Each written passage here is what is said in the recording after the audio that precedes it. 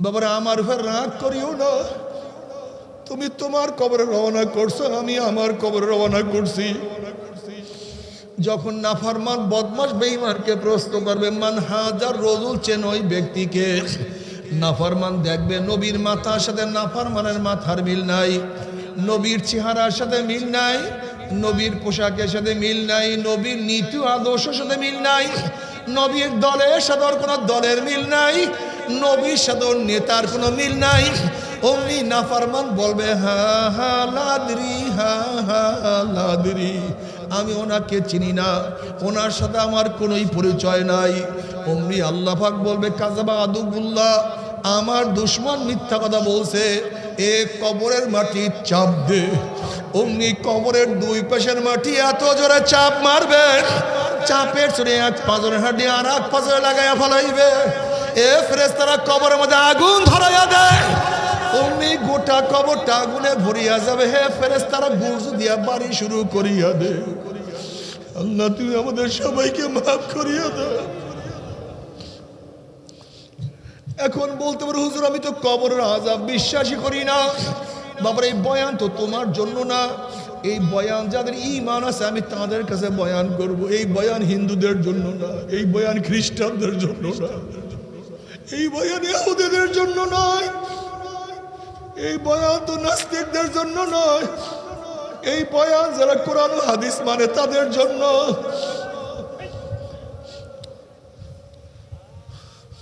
এরপরে কিয়ামতের ময়দানে সমস্ত মানুষ উঠবে। বাবারে, কেন খেয়াল করো না, ঘরের মালিকের সাথে যদি পরিচয় থাকে, যত রাত্রি ঘরের মধ্যে ঢুকো না কেন তোমার কোনো টেনশন নাই। রাত্র 1টার সময় 2টার সময় যদি শ্বশুর বাড়িতে গিয়ে নক করো, শ্বশুর বলবে কে?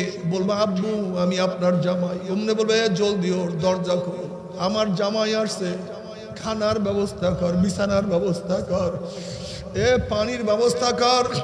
আমার জামাই এত রাত্রে কেন আসছে, কোন বিপদে পড়ছে? যেহেতু ঘরের মালিকের সাথে পরিচয় আছে, কোনো টেনশন নাই, কোনো চিন্তা নাই।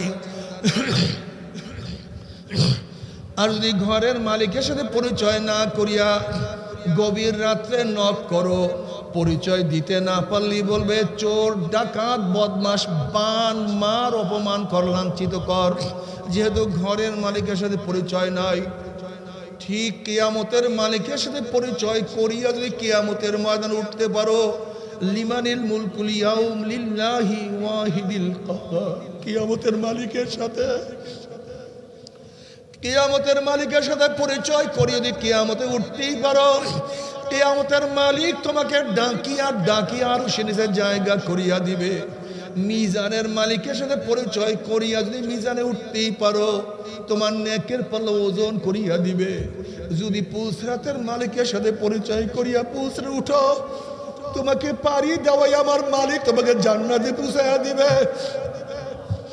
আর যদি কিয়ামতের মালিকের সাথে পরিচয় না করিয়া কিয়ামতে উঠো, কিয়ামতের মালিক তোমাকে ধাক্কা দিয়া সূর্যের গরমের নিচে ফেলাইয়া দিবে।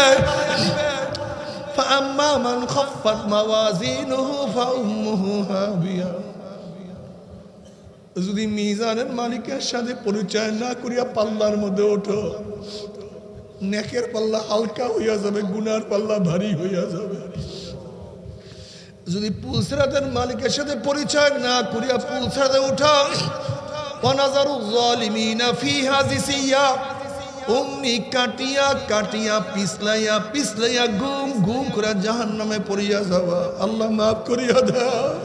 জবান খুললে কলব খুলবে, আর জবান না খুললে আপনার চক্ষু আমার দিকে থাকবে, কানে শব্দ পাবেন, কিন্তু বয়ান কলবে বসবে না। এই জন্য হ্যাঁ না একটু জবাব দিয়েন, ভালো লাগবে, আপনারও ভালো লাগবে, আমারও ভালো লাগবে। শিরক বেদাতকে কি মনে করে? ইবাদত। এক দলে শিরক বেদাতকে ইবাদত মনে করে, আর এক দল মানুষ যা শিরক বেদাত না তাকে শিরক বেদাত মনে করে। যেরকম মাযহাব মানা, ইমাম মানা কি অনেকে শিরক বেদাত মনে করে, অথচ এগুলো খুব জরুরি। যেই ব্যক্তির গভীর এলেম নাই, কি নাই, মুস্তাহিদ মুস্তানবিদ পর্যায়ের এলেম যদি না থাকে, গভীর ইলমের অধিকারী না থাকে সেই ব্যক্তি ইমাম মানা ব্যতীত কোনো অবস্থাতেই শরিয়াতের উপরে চলতে পারবে না। আল ইলমু নূরুন, ইলম অর্থ কি ভাই? নূর। নূর মানে আলো। নূর মানে কি ভাই? আলো দিয়া পথ দেখা যায়, পথ চলা যায়। আপনি এখান থেকে কুমিল্লা যাবেন, কোথায় যাবেন? কুমিল্লা। আপনার কাছে লাইট আছে, আলো আছে, নির্বিঘ্নে চলতে থাকুন, কোনো সমস্যা নাই, কোনো সমস্যা নাই। ভাঙ্গা, কাঁটা, সাপ সব কিছু দেখতে পারবেন। কি আছে ভাই? আলো আছে।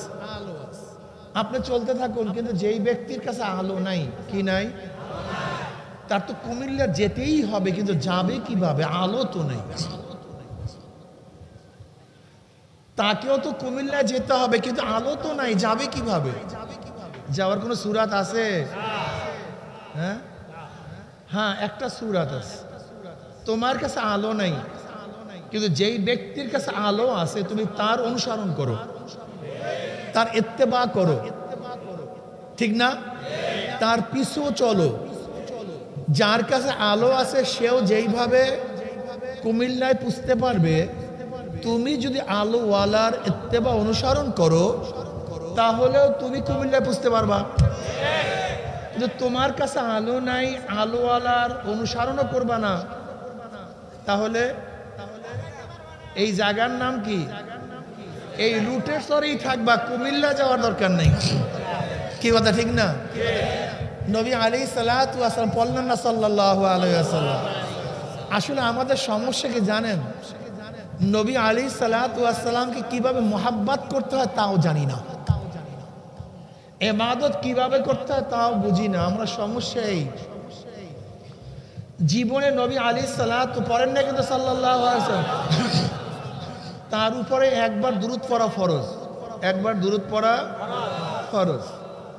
মাজলিসে প্রথম নবী আলাইহিস সালাতু ওয়াস সালাম নাম শোনার পরে দুরূদ পড়া ওয়াজিব। এই যে মাজলিসে বসছেন না, প্রথম তার নাম শোনার পরে দুরূদ পড়া ওয়াজিব। নামাজের মধ্যে দুরূদ পড়া সুন্নাত। একই মাজলিসে নবী আলাইহিস সালাতু ওয়াস সালাম নাম শোনার পরে বারবার দুরূদ পড়া মুস্তাহাব।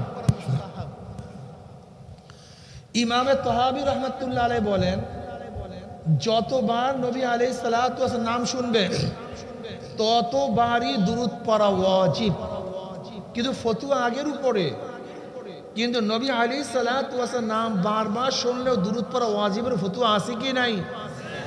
অথচ আমরা তার নাম শোনার পরে দুরূদ পড়ি না। আমরা মনে করি দুরূদের সময় দাঁড়াইলেই, অথচ দুরূদ যে কোনো অবস্থায় পড়া যায়। পড়া যায় না, দাঁড়ানো অবস্থায় পড়া যায় না, বসা অবস্থায় পড়া যায় না, শোয়া অবস্থায় পড়া যায় না। নামাজের মধ্যে দুরূদ আছে কি নাই? কোন সময় পড়েন?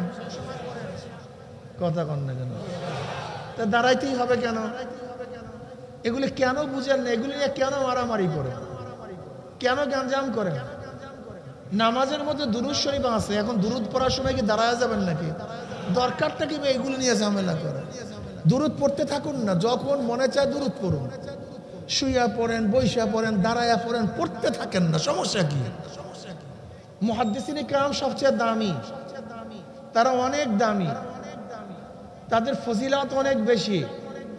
তাদের ফজিলত বেশি হওয়ার বহুত কারণ, এর মধ্যে মূল একটা কারণ তারা দুরূদ অনেক বেশি পড়ে। দুরূদ পৃষ্ঠায় পৃষ্ঠায়, লাইনে লাইনে, ক্বালা ক্বালা রাসূলুল্লাহি সাল্লাল্লাহু আলাইহি ওয়াসাল্লাম, ক্বালা ক্বালা রাসূলুল্লাহি সাল্লাল্লাহু, বাস তারা দুরূদ পড়তেই থাকে, দামি হয়ে গেছে। কি কথা ঠিক না? যাই হোক, নবী আলাইহিস সালাতু ওয়াস সালাম পড়েন না, কিন্তু সাল্লাল্লাহু আলাইহি ওয়াসাল্লাম এতক্ষণ বয়ান করছে এই বয়ানটা বুঝাবার জন্য, কিন্তু তারপরে সাল্লাল্লাহু আলাইহি বের হয় না। তার মানে একজন আসে কেন? সমস্যাই এশক বুঝি না, মুহাব্বত বুঝি না, অটো বের হয়ে যাবে সাল্লাল্লাহু আলাইহি ওয়াসাল্লাম। নবী আলাইহিস সালাতু ওয়াস নাম শোনার সাথে সাথে মনে করতে হবে না, এমনি বের হয়ে যাবে সাল্লাল্লাহু। মনে থাকবে তো?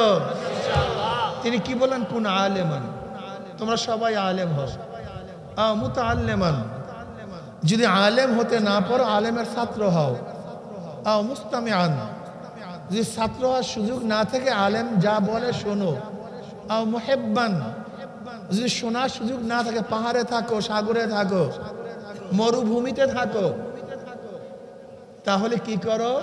আলেমকে মোহাব্বত করো।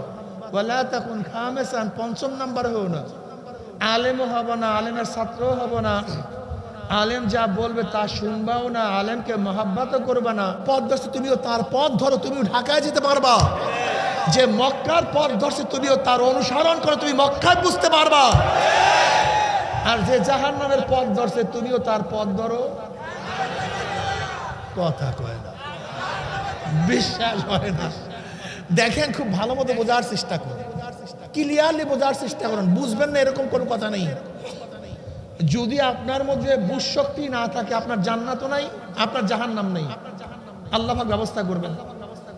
যেমন এক ব্যক্তি বালেগ হওয়ার আগ থেকে মাথা বিগড়ে গেছে, মাথা নষ্ট, মাথায় কাজ করে না, বুদ্ধি নাই, ওই অবস্থা যদি মারা যায়, জান্নাত না জাহান্নাম?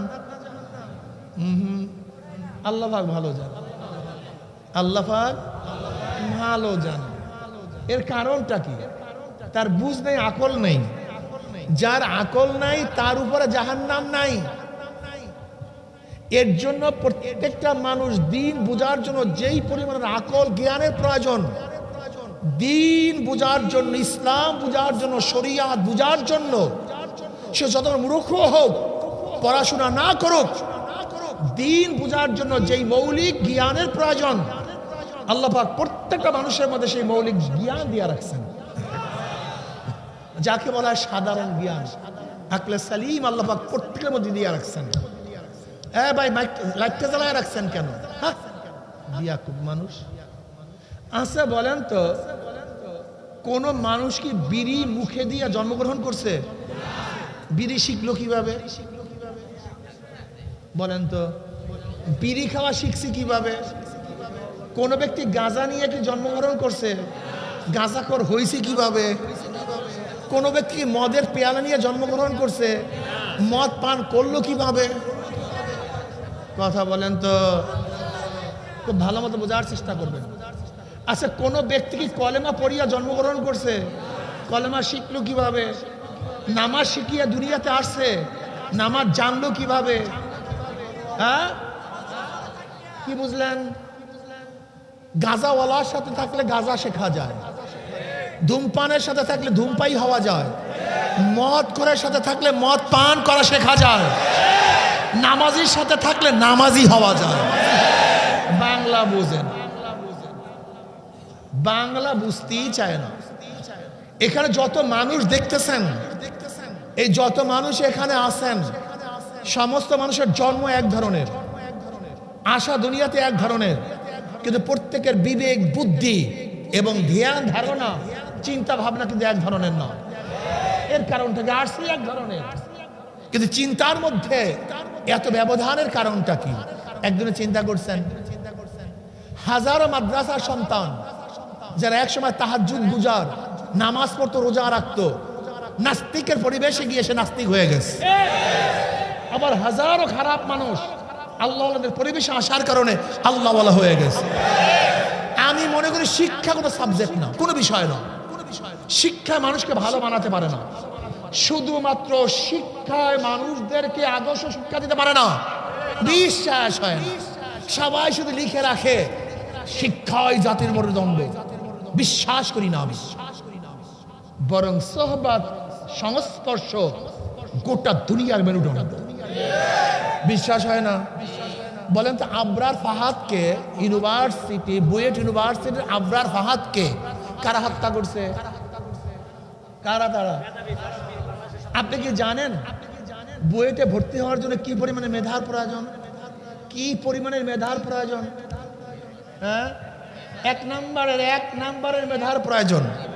তার মানে ও মেট্রিকে ভালো রেজাল্ট করছে, ও আইএ ভালো। আপনি দেখেন না, এই বছর মেট্রিকের রেজাল্ট বের হয়েছে, ছাত্ররা বলছে আমি মোবাইল ফোন ব্যবহার করি না, আমি মোবাইল ফোন ব্যবহার করি না। কি বলছে? এত ঘন্টা পড়াশোনা করছি।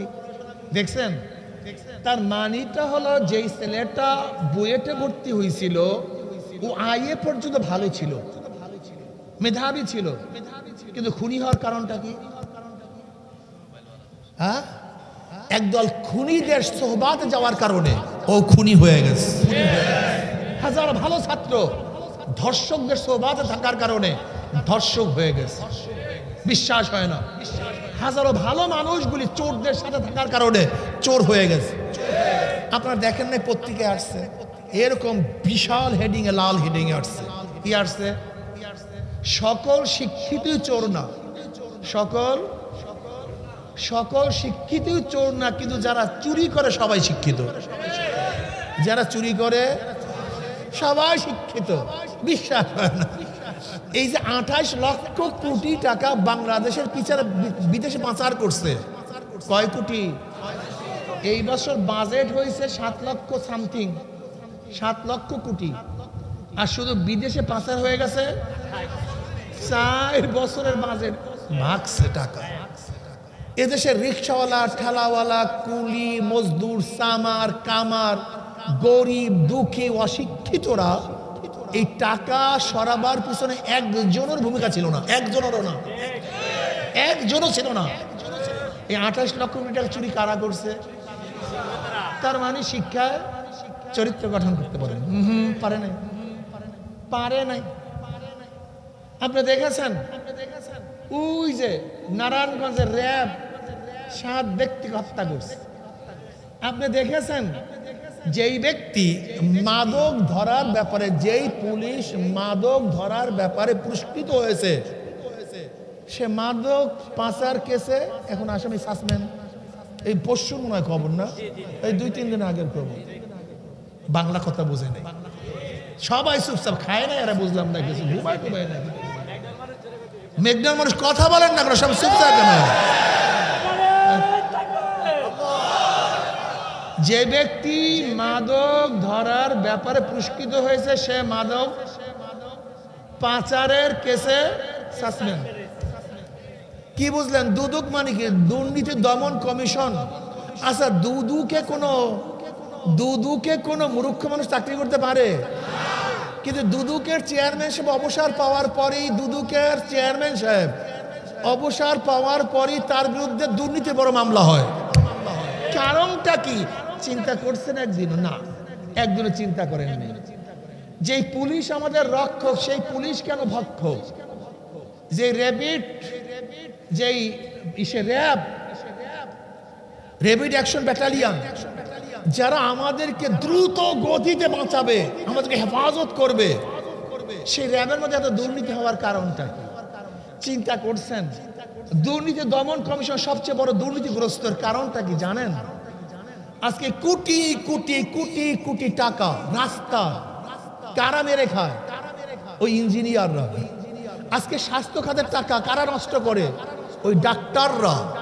তার মানে শিক্ষিত হয়েছে, চরিত্র গঠন হয়নি, আদর্শ পায়নি, তার মানে সোহবাত নেই। কি নাই? সোহবাত। সোহবাত সবচেয়ে দামি, সোহবাত সবচেয়ে দামি, সোহবাত সবচেয়ে দামি। সৎ সঙ্গে স্বর্গবাস, অসৎ সঙ্গে সর্বনাশ। আজকে দুনিয়ার মধ্যে যত মানুষ দেখেন, এই মানুষগুলো 2 ভাগে ভাগ হয়ে যাবে। কয় ভাগে? এখানে হাজার ডিজাইনের লোক আমরা আছি। কেউ ধনী, কেউ গরিব, কেউ শিক্ষিত, কেউ মূর্খ, আছি কি নাই? কেউ সুখী, কেউ দুঃখী, কেউ আওয়ামী লীগ, কেউ বিএনপি, কেউ জাতীয় পার্টি, কেউ জাসদ, কেউ চরমনাইকে মহাব্বাত করি, কেউ ঘৃণা করি। এটা আশ্চর্যের কিছু নেই। চরমনাইকে সবাই মহাব্বাত করবে, ব্যাপারটা এরকম না, এটা ভুল। জনাব মুহাম্মদ রাসূলুল্লাহ সাল্লাল্লাহু মাশাআল্লাহ বয়ান কাজ হয়েছে, এই একটা বয়ান মোটামুটি কাজ হয়, মাশাআল্লাহ। এই তো এরকম বয়ান কাজে হতে হবে, আলহামদুলিল্লাহ। তার চেয়ে ভালো তার জমানায় কেউ ছিল? তার আগে কিয়ামত পর্যন্ত তার চেয়ে ভালো তার জমানায় কেউ ছিল না, তার আগেও কেউ ছিল না, পরেও কেউ। এই নবী আলাইহিস সালাতু ওয়াস সালামকে সবাই মহব্বত করছে, সবাই ভালোবাসছে, সবাই মহব্বত করছে। কারণটা কি? আজীব, আজীব, আজীব।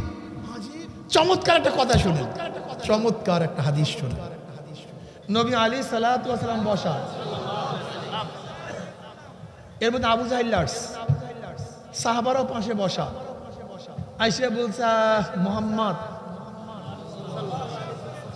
তোমার চেহারা তো কালো, এত কুৎসিত, এত খারাপ, যা ইচ্ছা তাই বলছে, যা ইচ্ছা তাই। নবী আলাইহিস সালাতু ওয়াস সালাম বলছে, আপনি ঠিকই বলছেন, আপনি ঠিকই বলছেন। ও চলে গেছে। কিছুক্ষণ পরে আবু বকর রাদিয়াল্লাহু আনহু আয়েশা বলছে, নবী আল্লাহ সাল্লাল্লাহু আলাইহি ওয়াসাল্লাম, আপনার চেহারা এত সুন্দর, এত উজ্জ্বল, এত আকর্ষণীয়, এর চেয়ে ভালো সুন্দর আকর্ষণীয় নুরানি চেহারা গোটা দুনিয়ার মধ্যে থাকতে পারে না। নবী আলাইহিস সালাতু ওয়াস সালাম বললেন, তুমি ঠিকই বলছো। সাহাবারা আশ্চর্য। এটা মনে রাখবেন কিয়ামত পর্যন্ত, এই ঘটনা জীবনভর মনে রাখবেন। গ্যাঞ্জাম কোন জায়গায় লাগছে, গ্যাঞ্জামটা কোন জায়গায় লাগছে জীবনভর মনে রাখবেন। এই ঘটনা মনে থাকবে তো? হ্যাঁ, সাহাবারা আসছে, ঘটনা কি, গ্যাঞ্জাম কি? এই যে আবু জাহেল এই কটূক্তি করছে, সেখানে বলছে ঠিকই বলছেন। আবু বকর তারিফ করছে, সেখানে বলছে ঠিকই বলছেন। সাহাবারা প্রতি আনাবিল্লাহ, বুঝলাম না তো। বলে দেখো, মানুষের প্রত্যেক মানুষের কলবের আসর চোখের মধ্যে পড়ে। এই কলবের আসর, যার কলব যেই ডিজাইনের, চোখের মধ্যে সে ডিজাইন দেখে। যার কলব যেই রঙের, চোখের মধ্যে সেই রঙই দেখে। আবু জাহেলের কলবটা জমনের পচা, জমনের গান্দা। এই গান্দা পচা কালো কলবের আসর সাপ চোখের মধ্যে পড়ার কারণে ও আমাকেও কালো দেখে, কুচ্ছিত দেখে। আর আবু বকরের কলবটা স্বচ্ছ, সুন্দর, পরিষ্কার। তার সাপ চোখের মধ্যে পড়ার কারণে সে তার চোখে আমাকে ভালো দেখে। আজকে দেখবেন একদল মানুষ আলেমদের চোখে দেখতে পারে, ওর কলবটা কোন মার্কা কলব।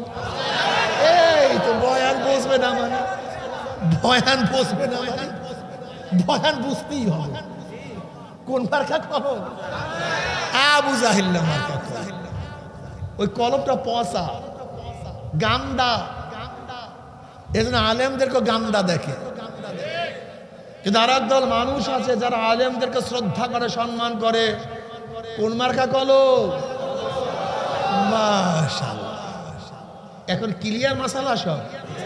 হ্যাঁ, একদল মানুষ নবী আলাইহিস সালাতু ওয়াস সালামকে রক্ষা করার জন্য জীবন অকাতরে বিলায় দিস, অকাতরে জীবন বিলায় দিস। আবু বকর রাদিয়াল্লাহু তাআলা আনহু গারে সাওরের মধ্যে আল্লাহর হাবিব আলাইহিস সালাতু ওয়াস সালাম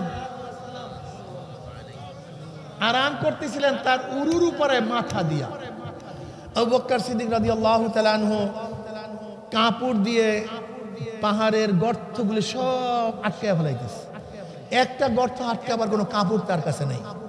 পায়ের গোড়ালো দিয়া চাপিয়া ধরছে, ভিতরে বিষাক্ত সাপ বারবার সবল মারতেছে, কিন্তু পাও সরায় না, বিষে ধরছে। টপ টপ টপ টপ করে পানি পড়তেছে চোখের থেকে।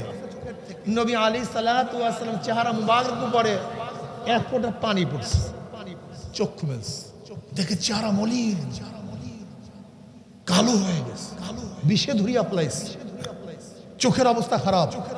আবু বকর, কি হয়েছে, কাঁদো কেন? ইয়া নবী আল্লাহ, ইয়া রাসূলুল্লাহ, সমস্ত গর্তগুলি তো মারছি, কিন্তু একটা গর্ত মারার কাপড় আমার কাছে নেই। পায়ের গোড়ালি দিয়ে আটকায় রাখছে, কিন্তু ভিতর থেকে তো সাপ আমাকে সবল মারতেছে। তাহলে পা সরাও না কেন? তাহলে আপনার ঘুম ভেঙে যাবে। কি বুঝলেন? ইয়া নবী আল্লাহ, ইয়া রাসূলুল্লাহ, আমি হাজার লক্ষ আবু বকরের জীবনের চেয়ে আপনার এক মুহূর্তের ঘুম অনেক বেশি দামি। পাও সরাইনি, কি বুঝলেন? একটু ঘুম ভেঙে যাবে, এর জন্য পাও সরাই না, নিজে যাব, নিজে শেষ, কিন্তু পাও সরাবো। নবী আলাইহিস সালাতু ওয়াস সালাম, আবু বকর সারিয়া দাও, ওরা আমাকে আঘাত করার জন্য আসে নাই, আমার সাথে দেখা করার জন্য আসছে। নবী আলাইহিস সালাতু ওয়াস সালাম বিষাক্ত জায়গার উপরে, কাঁটা জায়গার উপরে তো থুক মারছে বিষ পানি। অথচ এই নবী আলাইহিস সালাতু হত্যা করার জন্য কত মানুষ চেষ্টা করছে। একই মানুষ এই নবী আলাইহিস সালাতু ওয়াস সালাম নামাজরত অবস্থা আছে, বুখারীর মধ্যে রওয়ায়াত আছে, হেরেমের মধ্যে আবু জাহিল্লা পান্ডা পুন্ডা নিয়ে বসা। আব্দুল বিন মাসউদ রাদিয়াল্লাহু রওয়ায়াত করেন যে আবু জাহিল্লা বলতেছে কে আসো? মুহাম্মদ যখন পড়েন সাল্লাল্লাহু আলাইহি ওয়াসাল্লাম সিজদায় যাবে, অমুক গোত্রের উটের পচা নারী ভুঁড়ি তার মাথার উপরে কে চাপাইয়া দিতে পারবা?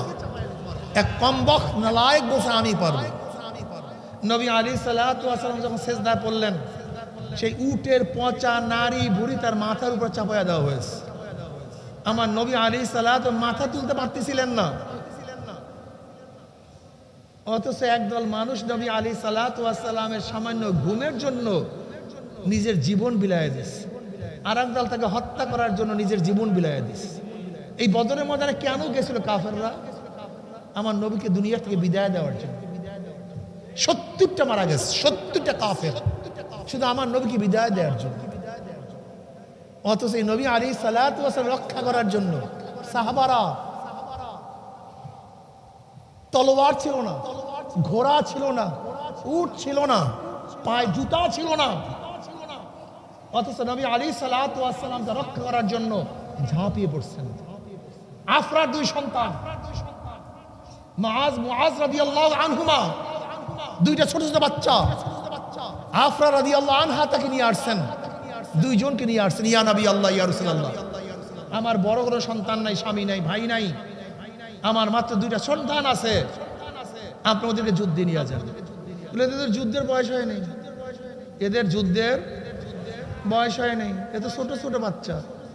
ইয়া নবী আল্লাহ, ইয়া রাসূল, আমি জানি যুদ্ধের বয়স হয় নাই, কিন্তু আপনার উপরে যখন আঘাত আসবে, আমার সন্তানরা যুদ্ধ করতে না পারলেও তাদেরকে ঢাল হিসেবে ব্যবহার করিয়েন। কি বুঝলেন? বুঝলেন কি? সেই নবীর আজকে আদর্শ ভালো লাগে, সেই নবীর নীতি আজকে নবী আলাইহিস সালাতু ওয়াস সালাম, হ্যাঁ ঠিক আছে 2 জনকে নেওয়া যাবে না, এর মধ্যে যে বড় তাকে নেব। ছোট ভাই বলছে ভাইয়া তুমি তো আমার চেয়ে উঁচা, যখন 2 জনের পাশাপাশি দাঁড়াবো নবী আলাইহিস সালাতু ওয়াস সালাম তোমাকে লম্বা দিলে তোমাকে নিয়ে যাবে, আমি যুদ্ধে যাওয়ার থেকে মাহরুম হয়ে যাব। একটা কাজ করিও, যখন 2 জন পাশাপাশি দাঁড়াবো তুমি একটু খাটো হইয়া দাঁড়াইও, আমি পার উপরে ভর দিয়া দাঁড়াবো যেন 2 জনকে সমান দেখা যায়। কি বুঝলেন? নবী আলাইহিস সালাতু ওয়াস সালাম তামসা দেখতে আছেন, নবী আলাইহিস সালাতু ওয়াস সালাম মিসকি মিসকি হাসেন। এবার বলতে আছে না, তোমাদের মধ্যে যে শক্তি দিয়ে বেশি তাকে নেব, যার শক্তি কম আমি তাকে নেব না। এবার ছোট হয়ে বলছে ভাইয়া একবার তোমাকে আমি হারাবো, আর একবার তুমি আমাকে হারাবা, আমরা উভয় যখন সমান সমান হয়ে যাব, আমাদের কাউকে রাখিয়া নবী আলাইহিস সালাতু ওয়াস সালাম যাইতে পারবে না। নবী আলাইহিস সালাতু ওয়াস সালাম সমস্ত তামাশা দেখতে আছেন, কি মোহাম্মদ, কি ভালোবাসা। দুজন বদরের ময়দানে হাজির।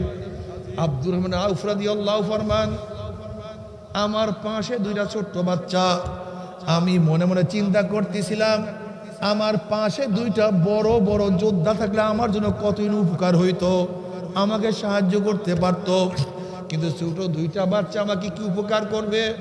আমি মনে মনে ধারণা করতেছিলাম। এর মধ্যে পাশের থেকে 2টা বাচ্চা আমাকে বলল, চাচা যান, আবু জাহাল কোথায়? আমি আশ্চর্য হয়ে গেছি, এরা আবু জাহেলের কেন খোঁজ করে? আবু জাহেল দেয়া কি করবে? আমি বললাম কেন, তুমি কেন তালাশ করো? বলে চাচা যান, আবু জাহাল আমার নবীকে মক্কায় বহুত কষ্ট দিছে, মক্কায় আমার নবীকে বহুত কষ্ট দিছে, আমার নবীকে ঘরে থাকতে দেয় নাই, আমার নবীকে শিয়াবে আবু তালেবের মধ্যে 3 বছর অবরুদ্ধ রাখছে, আমার নবী আলাইহিস সালাতু ওয়াস সালামকে মক্কা থেকে ভাগাইয়া দিছে, হিজরত করতে বাধ্য হইছে। আবু জাহাল কোথায়? আব্দুর আউফ রাদিয়াল্লাহু ফরমান, ওরা আমার কাছে প্রশ্ন করার সাথে সাথে আমি দেখতে আসি আবু জাহাল ঘোড়ার উপরে সাওয়ারি, লম্বা ঘাড়, পাগড়ি পরিধান করা, তলোয়ার নিয়ে যুদ্ধে নেতৃত্ব দিতে আছে। আমি বললাম, ভাতিজারা দেখো, ওই যে আবু জাহাল। আব্দুর আউফ রাদিয়াল্লাহু ফরমান, আমি দেখাবার সাথে সাথে দেখলাম দুই দিক থেকে দুইটা বাচ্চা বাজ পাখির মতো আবু জাহালের উপর আক্রমণ করছে। একজনে ঘোড়ার পার উপরে, একজনে আবু জাহালের উপরে। আবু জাহালও তাদের উপর আক্রমণ করছে। আব্দুর আউফ রাদিয়াল্লাহু ফরমান, আমি দেখতেছি আবু জাহালের তলোয়ারের আঘাতে তাদের একজনের হাতের থেকে হাতটা ছুটিয়ে গেছে, চামড়ার সাথে হাতটা ঝুলতে আছে। ওই চামড়ার সাথে হাত ঝোলার কারণে ঠিক মতো যুদ্ধ করতে পারতেছে না। আমি হঠাৎ তাকায়া দেখলাম ওই ছেলেটা কি করলো, হাতটাকে পায়ের নিচে নিয়ে ঝাটকা দিয়ে টান দিয়ে হাতটাকে সিরিয়া পালাবে।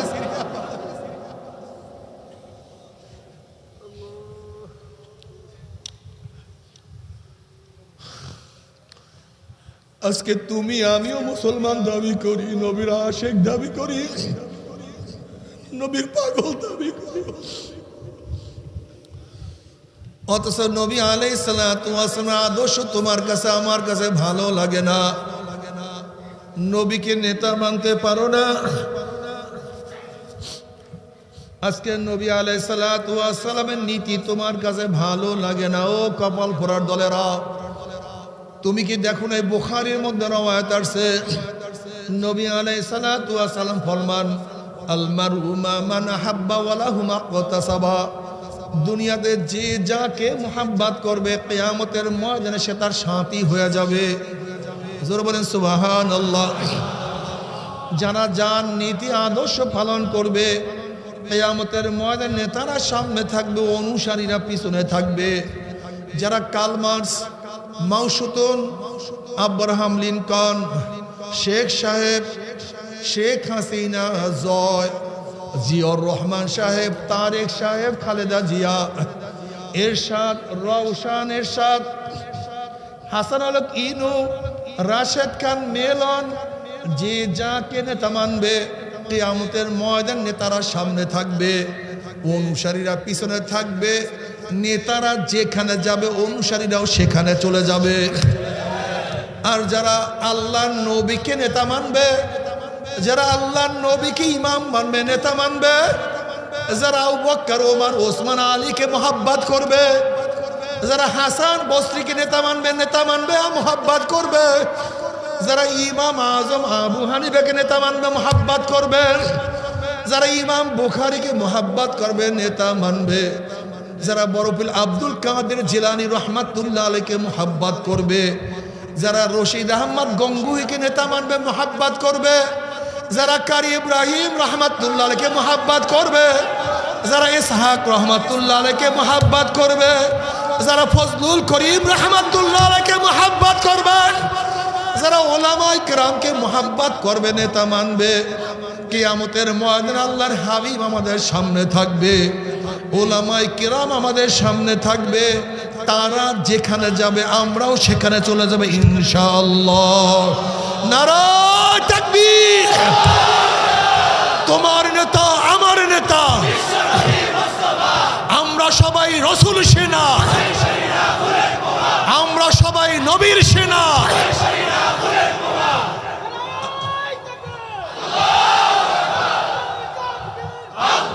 আল মারউ মা মান আহাব্বা ওয়া লাহু মা ইকতাসাবা। এ আমার যুবক বাবারা, আমার মুরব্বী বাবারা, পর্দার মা বোনেরা, হিসাব নিকাশ না মিলাইয়া কেউ মাওলার কবরে যাইও না। তুমি কি জানো কবরের মধ্যে অবস্থাটা কি হবে? হাদিসের মধ্যে আসছে নবী আলাইহিস সালাতু ওয়াস সালাম রওজার সাথে সুরাখ হইয়া যাবে, রাস্তা হইয়া যাবে। নবী আলাইহিস সালাতু ওয়াস সালাম ফরমাইবেন, মান হাজার রজুল, ওই ব্যক্তিকে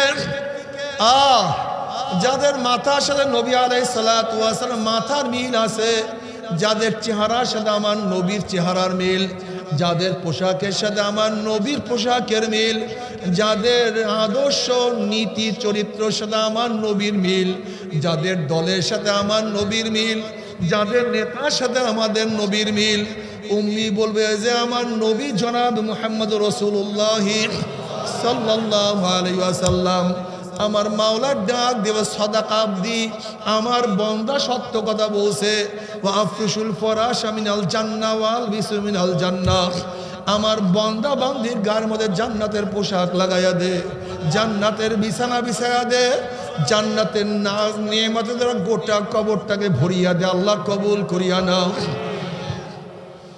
বাবারা আমার উপর রাগ করিও না তুমি তোমার কবরে রওনা করছো আমি আমার কবরে রওনা করছি যখন নাফরমান বদমাশ বেঈমানকে প্রশ্ন করবে মান হাজার রজুল চেন ওই ব্যক্তিকে নাফরমান দেখবে নবীর মাথার সাথে নাফরমানের মাথার মিল নাই নবীর চেহারার সাথে মিল নাই নবীর পোশাকের সাথে মিল নাই নবীর নীতি আদর্শের সাথে মিল নাই নবীর দলের সাথে কোনো দলের মিল নাই নবীর সাথে নেতার কোনো মিল নাই অমনি নাফরমান বলবে হা হা লাদরি হা হা লাদরি আমি ওনাকে চিনি না ওনার সাথে আমার কোনোই পরিচয় নাই অমনি আল্লাহ পাক বলবে কাযাবা আদুবুল্লাহ আমার দুশমন মিথ্যা কথা বলছে এ কবরের মাটি চাপ দে অমনি কবরের দুই পাশের মাটি এত জোরে চাপ মারবে চাপের চড়ে এক পাঁজরের হাড্ডি আর এক পাঁজরে লাগাইয়া ফেলাইবে এ ফেরেশতারা কবরের মধ্যে আগুন ধরাইয়া দেয়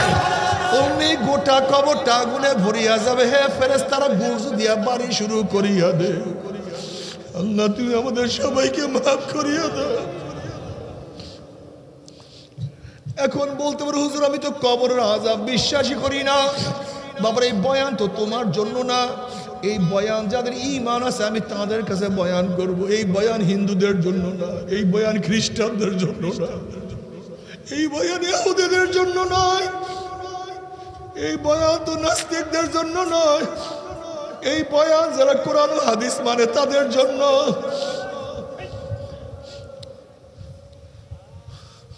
এরপরে কিয়ামতের ময়দানে সমস্ত মানুষ উঠবে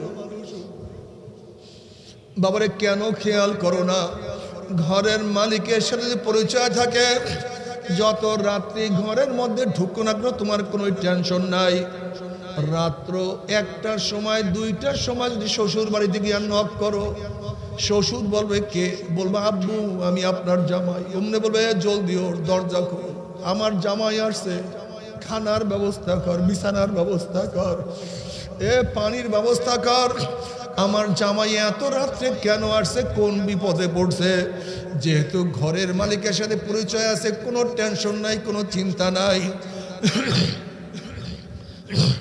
আর যদি ঘরের মালিকের সাথে পরিচয় না করিয়া গভীর রাত্রে নক করো পরিচয় দিতে না পারলি বলবে চোর ডাকাত বদমাশ বান মার অপমান কর লাঞ্ছিত কর যেহেতু ঘরের মালিকের সাথে পরিচয় নাই ঠিক কিয়ামতের মালিকের সাথে পরিচয় করিয়া যদি কিয়ামতের ময়দানে উঠতে পারো লিমানিল মুলকুল ইয়াউম লিল্লাহি ওয়াহিদিল কাহ্হার কিয়ামতের মালিকের সাথে পরিচয় করিয়ে যদি কিয়ামতে উঠতেই পারো কিয়ামতের মালিক তোমাকে ডাকিয়া আরো সে নিজের জায়গা করিয়া দিবে মিজানের মালিকের সাথে পরিচয় করিয়া যদি মিজানে উঠতেই পারো তোমার নেকের পাল্লা ওজন করিয়া দিবে যদি পুলসরাতের মালিকের সাথে পরিচয় করিয়া পুলসরে উঠো তোমাকে পারি দেওয়াই আমার মালিক তোমাকে জান্নাতে পৌঁছাইয়া দিবে আর যদি কিয়ামতের মালিকের সাথে পরিচয় না করিয়া কিয়ামতে উঠো কিয়ামতের মালিক তোমাকে ধাক্কা দিয়া সূর্যের গরমের নিচে ফালাইয়া দিবে فأما من خفت موازينه فأمه هاوية যদি মিজানের মালিকের সাথে পরিচয় না করিয়া পাল্লার মধ্যে ওঠো নেকের পাল্লা হালকা হইয়া যাবে গুনার পাল্লা ভারী হইয়া যাবে যদি পুলসরাতের মালিকের সাথে পরিচয় না করিয়া পুলসরাতে উঠো ওয়ানাজারু যালিমিনা ফিহা জিসিয়া অমনি কাটিয়া পিছলাইয়া গুম করে জাহান্নামে পড়িয়া যাওয়া আল্লাহ মাফ করিয়া দাও।